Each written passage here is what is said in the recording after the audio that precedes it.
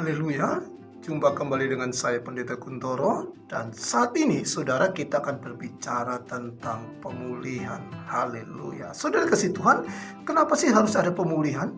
Pemulihan itu terjadi karena ada sesuatu yang tidak beres. Pemulihan terjadi karena ada sesuatu yang tidak pada porsinya. Pemulihan bisa terjadi saudara karena ada sesuatu yang rusak. Kehidupan manusia setiap hari akan diperhadapkan dengan sesuatu yang bisa mengakibatkan kerusakan dalam diri manusia.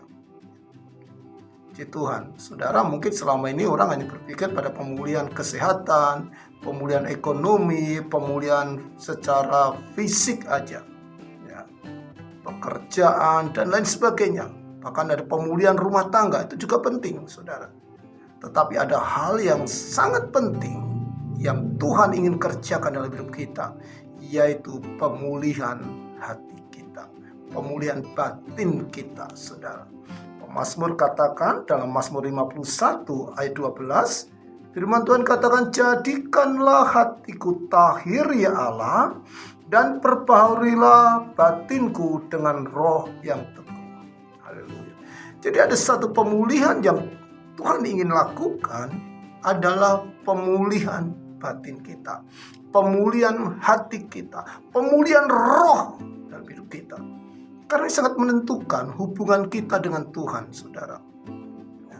Kalau hubungan kita dengan Tuhan baik, maka pasti juga hubungan kita dengan sesama baik. Dalam kitab Yeskiel dikatakan, kamu akan kuberikan hati yang baru dan roh yang baru di dalam batinmu, dan aku akan menjauhkan dari tubuhmu hati yang keras, dan kuberikan kepadamu hati yang taat.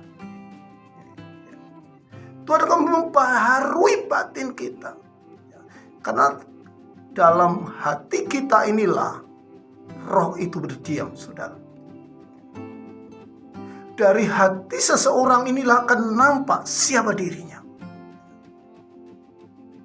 Hati mencerminkan kehidupan kita. Kalau hati kita baik, saudara, maka hubungan kita dengan Tuhan juga baik. Hati yang dibaharui terus, hati yang dibaharui terus.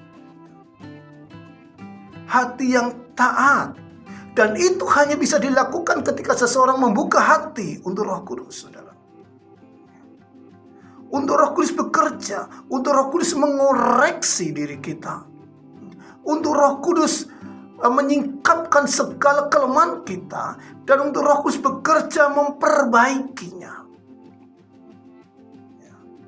Firman Tuhan katakan dalam Yeskiel juga katakan, rohku akan kuberikan diam di dalam batinmu, dan aku akan membuat kamu hidup menurut segala ketetapanku, dan tetap berpegang pada peraturan-peraturanku dan melakukannya. Jadi ketaatan itu hanya bisa dilakukan, saudara, ketika hati kita sudah mulai dibaharui. Jadi milikilah hati yang selalu dibaharui setiap hari.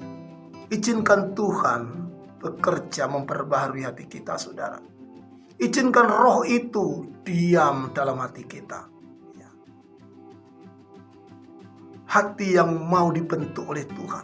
Bukan memiliki hati yang keras, namun hati yang lembut, hati yang taat. Disitulah pemulihan terjadi. Ketika kita sudah memiliki hati yang taat, hati yang mau dibentuk oleh Roh Kudus. Izinkan Roh Kudus bekerja terus, saudara. Miliki hati yang taat. Perbaharui hatimu. Pembaharuan hati kita, pemulihan hati kita. Kalau hubungan kita dengan Tuhan baik, pasti hubungan kita dengan sesama juga baik. Puji Tuhan. Tetap jalin hubungan dengan baik dengan Tuhan. Pulihkan hati saudara. Izinkan Roh Kudus bekerja. Haleluya. Tuhan memberkati.